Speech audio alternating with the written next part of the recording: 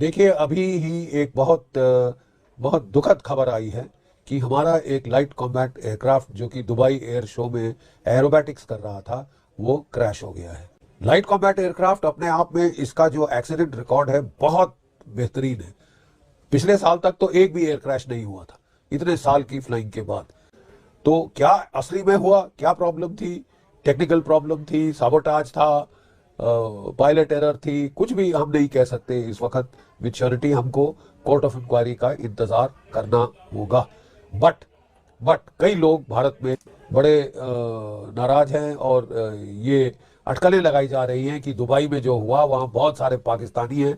कल पाकिस्तानी मीडिया बड़ी अटकलें लगा रहा था अपने सोशल मीडिया में कि इसमें से ऑयल लीक हो रहा था, ये हो रहा था, फलाना ढिमकाना, बैड माउथिंग करने की कोशिश करते हैं, खासकर लाइट कॉम्बैट एयरक्राफ्ट तेजस को।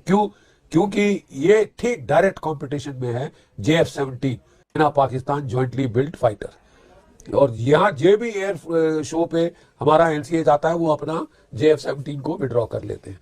और इसमें भी JF-17 था लेकिन आज तक 4 दिनों में वो फ्लाई नहीं किया।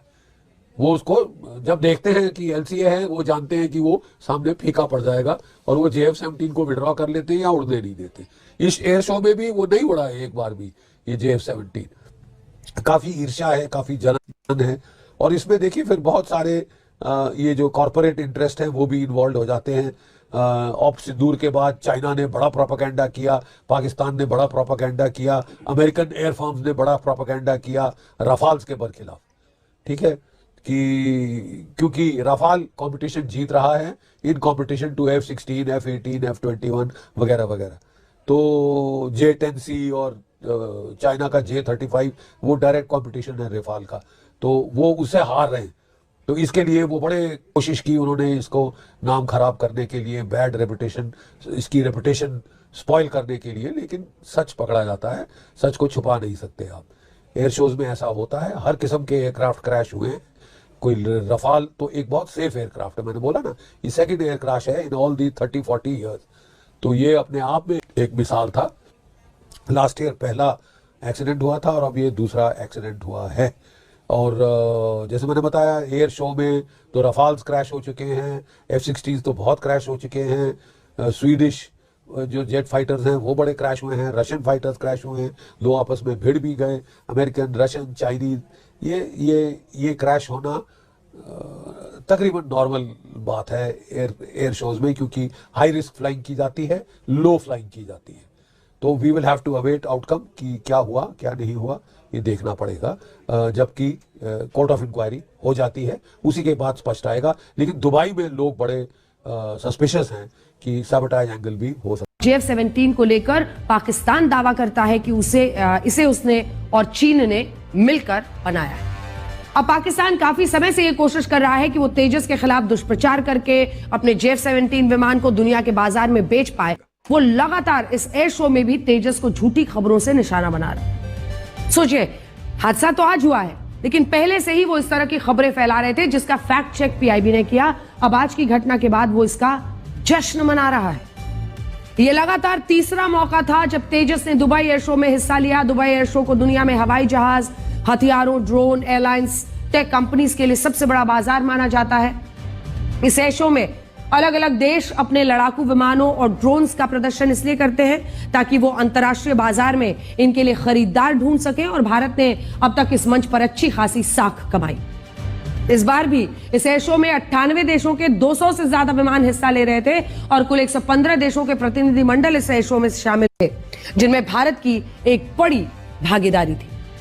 चीन की तरफ से इस एयर शो में 80 कंपनियां शामिल हुई, भारत की तरफ से 40 कंपनियां, जबकि पाकिस्तान की तरफ से सिर्फ 4 कंपनी। और भारत ने बिल्कुल भी इस बात की कल्पना नहीं की थी कि आज इस एयर शो के आखिरी दिन हमारा तेजस विमान क्रैश हो जाएगा। आज सोशल मीडिया पर लगातार ये सवाल उठ रहे हैं कि क्या इस क्रैश के पीछे कोई सैबोटाज है या गहरी साजिश हो सकती है। लेकिन ये तो जांच से ही पता चलेगा। सेना और सरकार की तरफ से इस पर कुछ नहीं कहा गया है और हम भी आपसे यही कहेंगे कि जब सेना कुछ नहीं कहती तब तक इसमें अपनी तरफ से साजिश के तार ढूंढना शायद सही नहीं। तेजस Mark 1A versus JF-17 Block 3। भाई JF-17 Block 1 भी तुम्हारे तेजस Mark 3 से भी बेहतर होने वाला है, ठीक है ना। This Abus cannot manufacture planes, With all due respect to Sanjay ji and to my mother who's probably watching this and to my father who's in heaven or in hell, I don't know where he is, who are all babus. Babus cannot manufacture planes. बाबू एक industry को भी profitable नहीं बना पा रहे. Plane manufacturing तो बहुत दूर की बात है भाई. JF-17 has been, I know the guy who's in charge of integration. I'm not going to name him in Pakistan because he taught me more about the Indian Air Force than any Indian Air Force person taught me about the Indian Air Force. And it tells you the level of knowledge the Pakistanis have. They know their weaknesses. We don't know our weaknesses. We live in delusion. The JF-17 is a fantastic plane. It is powered by an engine made by General Electric, and General Electric has not been India's friend. It has tried to slow things down, and it cannot be, General Bakshi, without the role of the American government. The American government has tried to slow down the delivery of next-gen engines for Tejas, and because America sees the LCA program and the Tejas as a threat, and we have a problem, therefore, of both the problems within the Tejas. Arnab, you are very right. You never know when Sindoor 2.0 could start. You know, ignite all over again.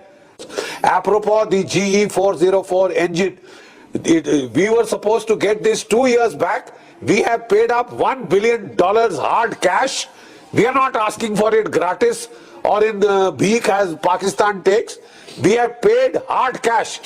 Until now we've gotten only 2 engines. Arnab, over 2 years have passed.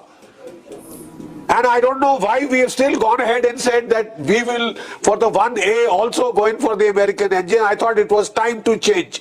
कुछ दिन पहले एक और agreement हुआ इनका 113 engine उसी GE company के साथ, जिसका ये रोना रो रहा है कि 2 साल पहले हमने $1 बिलियन हार्ड कैश फराहम की थी, हमें अभी तक इंजन नहीं मिले. एक और मुआहदा इनका हो चुका है कुछ टाइम पहले ही. They have reneged on their promises. They have deliberately tried to slow it down. 3 Apaches were coming to us. They came via Turkey. Turkey stopped them and sent them back because it was apprehensive that maybe a conflict could start with Pakistan, and it was trying to help Pakistan between America and Turkey. I think we might as well now learn to distinguish who are our friends, whom can we rely